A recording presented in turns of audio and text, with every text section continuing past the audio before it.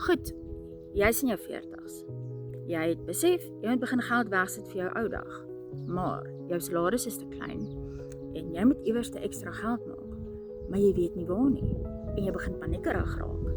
Want dinge raak duurder en jou geld beteken al hoe minder. Ek was ook daar. Ek het jou. Ek weet hoe dit voel. My naam is Liesel, ek is 47 jaar oud en ek bly in Limpopo. En ek het 'n ruk terug besef dat die lewe verskriklik vinnig verbygaan en jou salaris is net te klein om alles te cover.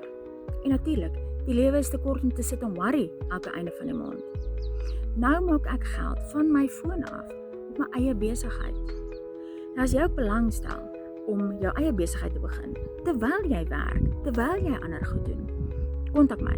WhatsApp my nommer is langs my naam, DM my, stuur vir my 'n boodskap, ek kom terug na jou toe. Dan help ek jou, dan wys ek vir jou ook hoe om dit te doen.